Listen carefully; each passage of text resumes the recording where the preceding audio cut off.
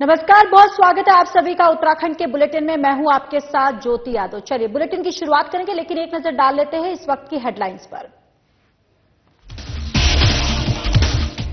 चरम पर नगर निकाय चुनाव प्रचार। मंत्री गणेश जोशी ने बीजेपी प्रत्याशी के पक्ष में की मतदान की अपील। बीजेपी प्रत्याशी मीरा सकलानी की जीत का किया दावा। नगर निकाय चुनाव में सुरक्षा व्यवस्था को लेकर प्रशासन अलर्ट है। एडिशनल एसपी ने बूथों का किया निरीक्षण। आचार संहिता का पालन करने के दिए निर्देश। मसूरी में वन अग्नि रोकथाम को लेकर गोष्ठी का आयोजन। वन अग्नि रोकथाम के दिए गए सुझाव वन पंचायत के सरपंच और वन विभाग के अधिकारी रहे मौजूद। ऋषिकेश में लंबित विवेचनाओं और चुनाव को लेकर बैठक। एसपी ने अधिकारियों से लिया फीडबैक। विवेचनाओं के लंबित होने से पूछे कारण।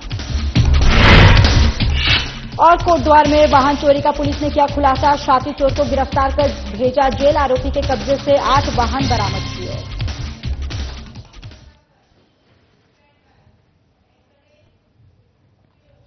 चलिए बुलेटिन की शुरुआत करते हैं। रुक करते हैं खटीमा का, जहां पर खटीमा से इस वक्त की बड़ी और अहम जानकारी सामने आ रही है। आपको बता चले कि प्रदेश में सीएम धामी के नेतृत्व में खेल प्रतिभाओं को नई पहचान मिल रही है। सीएम धामी के प्रयासों से खेल भूमि बनने की ओर अग्रसर है उत्तराखंड। सीएम धामी ने खटीमा चकरपुर में नवनिर्मित खेल स्टेडियम का लोकार्पण किया है। 16 करोड़ रुपए से अधिक धनराशि की लागत से बना विश्व स्तरीय खेल स्टेडियम। ये बड़ी जानकारी खटीमा से सामने आ रही है, जहां प्रदेश में मुख्यमंत्री पुष्कर सिंह धामी के नेतृत्व में खेल प्रतिभाओं को एक नई पहचान मिल रही है। ये अवसर मेरे लिए अत्यंत विशेष है, यानी कि मुख्यमंत्री पुष्कर सिंह धामी ने इस दौरान कहा है कि ये अवसर जो है उनके लिए अत्यंत विशेष है। और साथ ही साथ उन्होंने ये भी कहा है कि 16 करोड़ रुपए से अधिक धनराशि की लागत से ये विश्व स्तरीय खेल स्टेडियम जो है ये बनाया जा रहा है। 2012 में विधायक बनने पर स्टेडियम बनाने को लेकर संकल्प लिया था। स्टेडियम बनाने को लेकर वन भूमि की हस्तांतरण का मामला था पेचीदा। तो ये तमाम बातें मुख्यमंत्री पुष्कर सिंह धामी उन्होंने कही है। उन्होंने ये भी कहा कि कई प्रयास करने के बाद भी अड़चनें आती थी और आज खेल स्टेडियम बनाने का संकल्प जो है वो पूरा हो गया है। स्टेडियम क्षेत्र के युवाओं को महत्वपूर्ण मंच प्रदान करेगा। खेल प्रतिभाओं को आगे बढ़ने का अवसर देगा। अपनी प्रतिभाओं को निखार पाएंगे खिलाड़ी। राष्ट्रीय और अंतर्राष्ट्रीय स्तर पर खिलाड़ी पूरे राज्य का गौरव जो है वो बढ़ा सकते हैं और अपनी एक नई पहचान जो है वो भी बना सकते हैं। बास्केटबॉल, फुटबॉल, वॉलीबॉल और कबड्डी खेल के मैदानों का निर्माण किया गया है। खिलाड़ियों को ठहरने के लिए हॉस्टल और इंडोर कार्यक्रमों के लिए बहुउद्देश्यीय हॉल का भी निर्माण किया गया है। राष्ट्रीय खेलों की मेजबानी उत्तराखंड के लिए गौरव का अवसर है। चकरपुर मैदान में राष्ट्रीय खेलों में मलखंभ प्रतियोगिता का भी आयोजित की जाएगी। क्षेत्र के युवाओं को खेलों के प्रति रुचि और उत्साह को भी बढ़ावा मिलेगा इससे। पीएम नरेंद्र मोदी ने खेल संस्कृति की मजबूत नींव रखी है। खिलाड़ी अपनी प्रतिभा, मेहनत और लगन से भारत का तिरंगा फहराने का काम जो है वो करते हैं। तो मुख्यमंत्री पुष्कर सिंह धामी ने ये तमाम बातें कही। उन्होंने कहा कि जब मैं विधायक था उसी टाइम मैंने ये संकल्प लिया था कि मैं ये खेल स्टेडियम का निर्माण करवाऊंगा। सबके सानिध्य में आज 16 करोड़ रुपए से भी अधिक धनराशि की लागत से बना ये विश्व स्तरीय खेल स्टेडियम, इसके शुभारंभ करने का सौभाग्य प्राप्त हुआ है। बाबा बनखंडी महादेव की कृपा से, मां पूर्णागिरी की कृपा से, मां शारदा की कृपा से। और यह अवसर मेरे लिए बहुत विशेष महत्व रखता है, क्योंकि 2012 में आप सब लोगों के आशीर्वाद से मैं इस क्षेत्र से जब पहली बार आप सबने मुझे विधायक के रूप में चुना था, मैंने तब से प्रयास किया था कि यहां पर एक स्टेडियम बने। और मैंने अपने जो संकल्प होते हैं उन संकल्प पत्रों में इसका विशेष रूप से उल्लेख किया था। हालांकि ये बहुत कठिन काम था, आसान काम नहीं था। इसलिए नहीं कि ये 16 करोड़ रुपए की धनराशि से बना है, ये कठिन काम नहीं था। इसका था कि इसकी वन भूमि हस्तांतरण का, और वन भूमि हस्तांतरण का मामला काफी पेचीदा था और बहुत प्रयास करने के बाद भी कोई न कोई इसमें अड़चन आ जाती थी। बास्केटबॉल, फुटबॉल, वॉलीबॉल, कबड्डी जैसे खेल के मैदानों का निर्माण किया गया है। साथ ही खिलाड़ियों के ठहरने के लिए हॉस्टल और इंडोर कार्यक्रमों के लिए एक बहुउद्देशीय हॉल का ये निर्माण किया गया है, जिसको आप लोग देख रहे हैं। आप सबको जानकर अत्यंत प्रसन्नता होगी कि इस नए स्टेडियम में जो इस बार हमारे राज्य को एक बहुत बड़ा आयोजन 38वें राष्ट्रीय खेलों के आयोजन की मेजबानी करने का अवसर मिला है। ये पूरे हमारे खिलाड़ियों के लिए भी, पूरे राज्यवासियों के लिए एक बहुत बड़ा अवसर है। और इस नए स्टेडियम में आगामी राष्ट्रीय खेलों की मलखंभ प्रतियोगिता भी आयोजित की जाएगी। ये अपने आप में बहुत ऐतिहासिक होगा। और इसका जो लोकार्पण, अभी कई बार आप लोग सोच रहे होंगे कि इसका लोकार्पण ऐसा जल्दबाजी में हो गया, क्योंकि मुझे बताया गया इन लोगों के द्वारा, सभी के द्वारा, कि हम लोग इसका एक बड़ा भव्य आयोजन करना चाहते थे और पूरे क्षेत्र के लोग इसमें सम्मिलित होते। लेकिन चूंकि 28 तारीख से यहां रुकेंगे, एक छोटे से ब्रेक के लिए, जल्द हाजिर होंगे।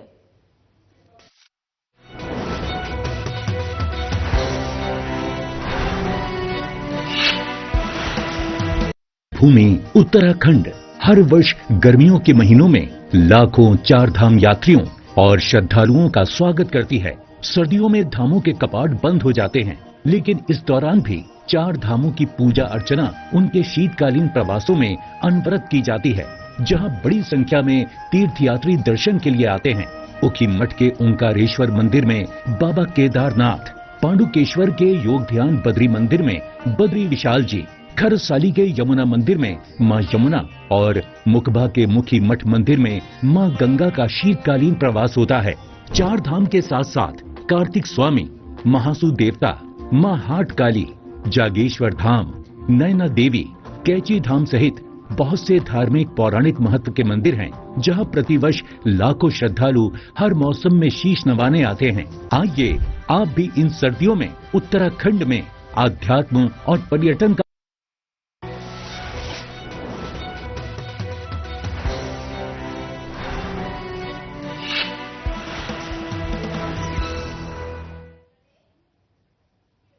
है आप सभी का। चलिए आगे बढ़ते हैं। नगर निकाय चुनाव को लेकर प्रचार प्रसार जो है वो चरम पर है। बीजेपी और कांग्रेस पार्टी अपने प्रत्याशी की जीत का दावा कर रहे हैं। वहीं कैबिनेट मंत्री गणेश जोशी ने मसूरी में पत्रकार वार्ता की है। इस दौरान उन्होंने बीजेपी प्रत्याशी मीरा सकलानी की जीत का दावा किया। उन्होंने कहा कि बीजेपी पूरे दमखम के साथ निकाय चुनाव लड़ रही है। भारतीय जनता पार्टी की प्रत्याशी रिकॉर्ड मतों से विजयी होगी और मसूरी के विकास में अहम भूमिका निभाएंगे। उन्होंने कहा कि बीजेपी प्रत्याशी मीरा सकलानी को अपार जन समर्थन मिल रहा है। 11 जनवरी को चुनावी घोषणा पत्र जारी किया जाएगा, जिसमें शहर में होने वाले विकास कार्यों की सूची तैयार की गई है।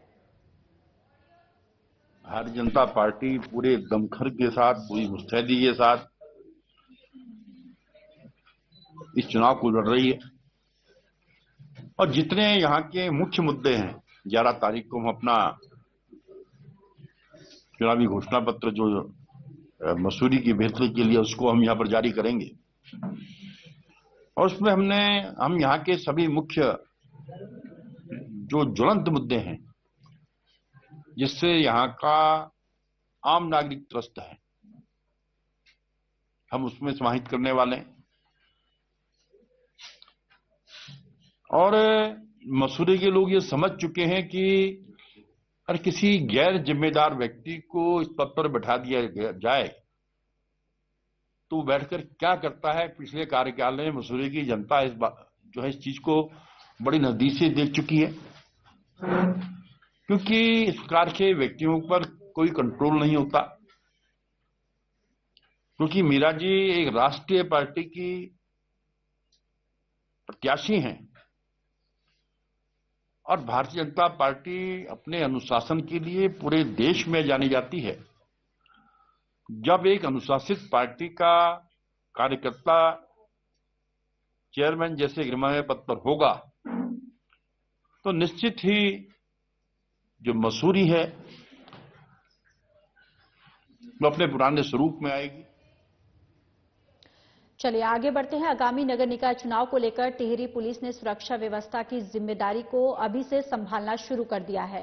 एडिशनल एसपी जेआर जोशी ने आज नरेंद्र नगर में बने स्ट्रांग रूम और मुनिकीरेती के संवेदनशील और अति संवेदनशील बूथों का निरीक्षण किया।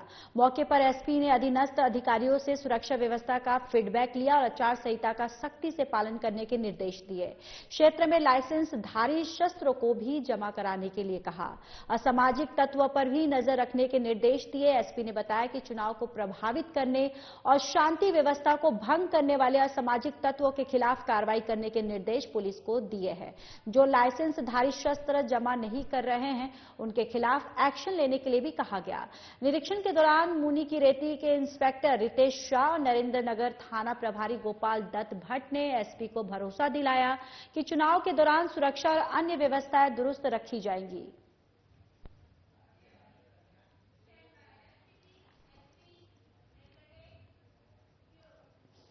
आगामी नगर निकाय चुनाव और कोतवाली में लंबित विवेचनाओं को लेकर एसपी देहात जया बलूनी एक्शन में दिखाई दे रही हैं। उन्होंने सीओ संदीप नेगी के साथ मिलकर अधीनस्थ अधिकारियों के साथ बैठक की। बैठक में एसपी ने कोतवाली में लंबित विवेचनाओं के बारे में एक एक करके एसआई से सवाल जवाब किए। विवेचनाओं के लंबित होने के कारण भी पूछे। एसपी ने जवाब सुनने के बाद जल्द से जल्द लंबित विवेचनाओं को पूरा करने के निर्देश एसआई को दिए। इसके अलावा माल मुकदमे के निस्तारीकरण के लिए भी कहा गया है। बैठक में एसपी ने अधिकारियों के साथ नगर निकाय चुनाव को सुरक्षित संपन्न कराने को लेकर चर्चा भी की। एसपी ने बताया कि क्षेत्र में संवेदनशील और अति संवेदनशील बूथों का निरीक्षण करने के लिए अधिकारियों को कहा गया है। इसके अलावा शहर के सभी हिस्ट्री शीटरों की परेड करा के उनकी दिनचर्या पर निगरानी करने के भी निर्देश दिए गए हैं। ऋषिकेश की कोतवाली के जो पेंडिंग मुकदमे हैं उनका यहां पर आदेश कक्ष लिया जा रहा है और उसमें जो पुराने मुकदमे हैं जो 1 साल से पुराने हैं और जो 6 महीने से पुराने प्रार्थना पत्र हैं उन सबके निस्तारण के लिए निर्देश दिए गए हैं। साथ ही साथ जो आगामी निकाय चुनाव है उस संबंध में भी दिशा निर्देश दिए जा रहे हैं। जो हमारे संवेदनशील और अति संवेदनशील जो हमारे बूथ हैं उन सबका सभी भ्रमण कर लें और जो भी प्रिवेंटिव कार्रवाई हैं वो सब जो भी हमारे सब इंस्पेक्टर्स उनके द्वारा कीजिए। यहाँ पे मुख्यालय स्तर से एक अभियान चलाया जा रहा है जिसमें कि जो माल मुकदमाती है और जितने भी लावारिस वाहन है और अन्य वाहन है उनके निस्तारण के लिए कार्रवाई प्रचलित है। कोई लापरवाही नहीं है, लेकिन जो पेंडिंग विवेचना है किसी न किसी कारण से, किसी में रिपोर्ट पेंडिंग है, किसी में कुछ किसी के बयान पेंडिंग है, तो फिर उसी आधार पर सबको निर्देशित किया गया है कि समय से उनका निस्तारण करेंगे। लगातार इसमें जो निरोधात्मक कार्रवाई है वो की जा रही है और अभी प्रचलित भी है। इसमें जो जिनको बाउंड डाउन किया जाना है वो किया जा रहा है, शस्त्रों को जमा करने की कार्रवाई की जा रही है। इसके अलावा जो पुराने अपराधी हैं उनके विरुद्ध भी कार्रवाई प्रचलित है। यहां रुकेंगे और एक छोटे से ब्रेक के लिए जल्द हाजिर होंगे।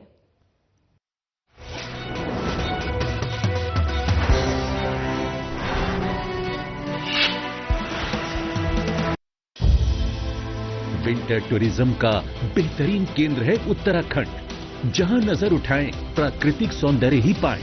परिवार के साथ शांति की तलाश हो या चाहिए दोस्तों के साथ थोड़ा थ्रिल, सब कुछ मिलेगा यहाँ। आइए उत्तराखंड।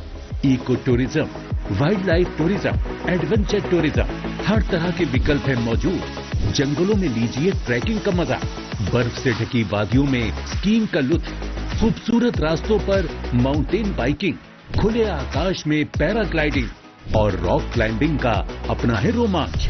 मशहूर टूरिस्ट स्पॉट्स के साथ साथ प्रकृति की गोद में बसे हजारों होम स्टे में मिलता है स्थानीय संस्कृति और पारंपरिक जीवन शैली से रूबरू होने का मौका।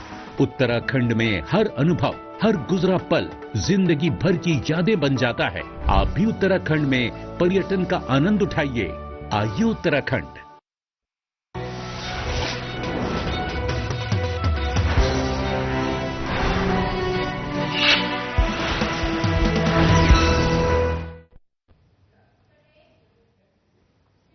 चलिए ब्रेक के बाद स्वागत है आप सभी का। आगे बढ़ते हैं, बात कर लेते हैं इस वक्त की बड़ी और अहम जानकारी की, जहां देहरादून से इस वक्त की ये बड़ी खबर सामने आ रही है। डीएम सविन बंसल ने बैठक की है, ये बड़ी खबर देहरादून से। भारतीय विमानपत्तन प्राधिकरण देहरादून पर्यावरण समिति की बैठक की गई है। डीएम ने सख्त निर्देश दिए हैं इस बैठक के दौरान। एयरपोर्ट के समीप बिना एनओसी के निर्माण कार्यों की रिपोर्ट भी तलब करे। 10 किलोमीटर परिधि के भीतर आवश्यक सुरक्षा उपाय करने के दिशा निर्देश दिए गए हैं। एयरपोर्ट के समीप निर्माण कार्यों की मॉनिटरिंग करने का भी इस बैठक में निर्देश दिया गया है। डीएम सबीन बंसल की तरफ से एयरपोर्ट की 10 किलोमीटर परिधि तक पक्षियों से सुरक्षा के दृष्टिगत प्रभावी उपाय का निर्देश दिया गया। एयरपोर्ट की 10 किलोमीटर की परिधि तक सभी गार्बेज पॉइंट हटाने के निर्देश दिए गए हैं। तो ये बड़ी जानकारी देहरादून से सामने आ रही है, जहां डीएम सबीन बंसल ने बैठक ली है और इस बैठक में तमाम मुद्दों पर और तमाम चर्चा की गई है और निर्देश दिया गया है।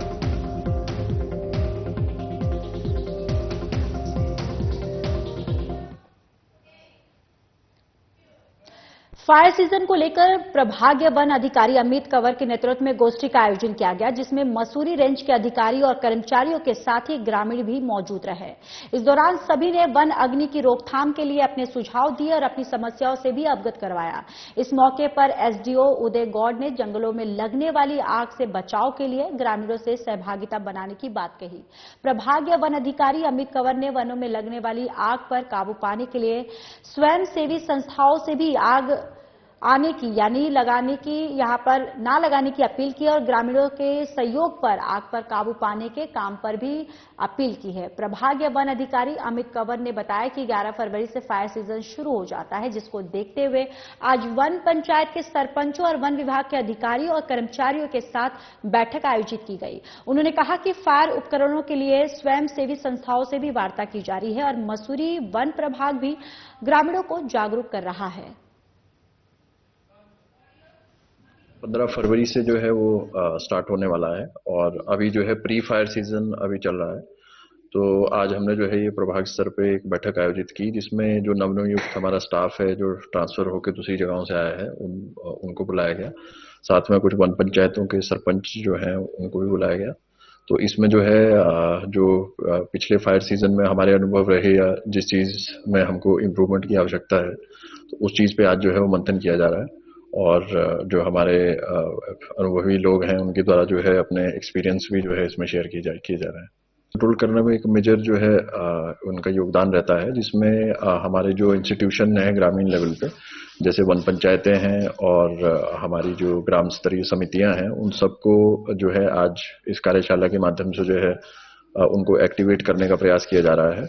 और क्योंकि ये हमारा प्री फायर सीजन है, तो फायर सीजन में जो सावधानियां बरती जानी है, आग को किस तरह से कंट्रोल किया जाना है या जो भी जागरूकता के कार्यक्रम हैं वो उसके लिए जो है लोगों को जो है प्रेरित किया जा रहा है। यहां रुकेंगे और एक छोटे से ब्रेक के लिए जल्द हाजिर होंगे।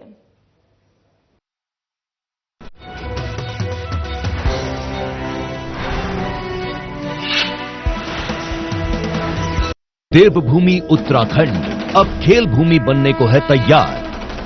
पहली बार राष्ट्रीय खेलों के आयोजन से उत्तराखंड बनाएगा नई पहचान। 28 जनवरी से 14 फरवरी 2025 तक आयोजित होने वाले नेशनल गेम्स की तेजस्विनी मशाल और शुभंकर मौली देश भर के खेल प्रेमियों को लुभा रहा है। इस ऐतिहासिक अवसर को सफल बनाने के लिए राज्य में खेलों का बेहतरीन इंफ्रास्ट्रक्चर तैयार किया गया है, जहां प्रदेश के खिलाड़ी जमकर पसीना बहा रहे हैं। 38वें राष्ट्रीय खेलों में एथलेटिक्स, हॉकी, साइकिलिंग जैसे 35 से ज्यादा खेलों में देश भर के करीब 10,000 खिलाड़ी अपना हुनर दिखाएंगे। राष्ट्रीय खेलों के आयोजन से उत्तराखंड की खेल प्रतिभाओं को एक नया मंच मिलेगा। प्रदेश में स्पोर्ट्स इकोसिस्टम तैयार होगा, जिससे खेलों के प्रति ज्यादा से ज्यादा युवाओं का रुझान बढ़ेगा। राष्ट्रीय खेलों से चमकेगा उत्तराखंड, खेलेगा उत्तराखंड, जीतेगा।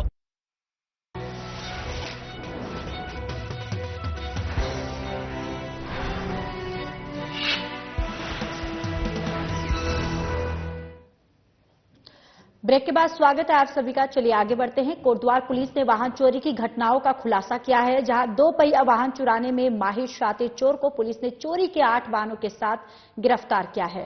आरोपी को पुलिस ने कोर्ट के आदेश पर जेल भेज दिया है। आरोपी पहले भी वाहन चोरी के मामले में कई बार जेल की हवा खा चुका है। मामले का खुलासा करते हुए पुलिस कप्तान लोकेश्वर सिंह ने बताया कि कोटद्वार में एक के बाद एक कई स्कूटी चोरी होने का मामला सामने आया। शिकायत मिलने पर पुलिस ने मामले में मुकदमा दर्ज कर कोतवाल रमेश तनवार को खुलासा करने के निर्देश दिए। इसी कड़ी में सब इंस्पेक्टर राज विक्रम सिंह की टीम ने शाती चोर को गिरफ्तार करने में सफलता हासिल की है। जनपद में वाहन चोरी की घटनाओं का संज्ञान लेते हुए व कार्रवाई करते हुए हमारी टीम्स के द्वारा एक अभियुक्त को गिरफ्तार किया गया है। जनपद में ये शिकायत बार बार प्राप्त हो रही थी कि किसी गैंग के द्वारा दोपहिया वाहनों की चोरी की जा रही है, जिसमें हमारे द्वारा 7 मुकदमे पंजीकृत किए गए। हमारी टीम्स के द्वारा इन्वेस्टिगेशन में ये पाया गया कि एक अभियुक्त है जो कि पूर्व में भी चोरियां करता रहा है, जिसके द्वारा अब पुनः दोपहिया वाहनों की चोरी की जा रही है। उक्त अभियुक्त से कुल 8 वाहनों की रिकवरी की गई है। इस अभियुक्त के विरुद्ध पूर्व में भी वाहन चोरी के मुकदमे पंजीकृत हैं। ये जनपद के कोटवा क्षेत्र व अन्य जनपदों में भी चोरी की घटनाएं करता हुआ पाया गया है। आज इस अभियुक्त को गिरफ्तार करते हुए माननीय न्यायालय में पेश किया जा रहा है। चलिए, बुलेटिन में इतना ही, लेकिन आपको सीधे हरिद्वार के हर की पौड़ी लेकर चलते हैं, जहां पर गंगा आरती का सीधा प्रसारण किया जा रहा है।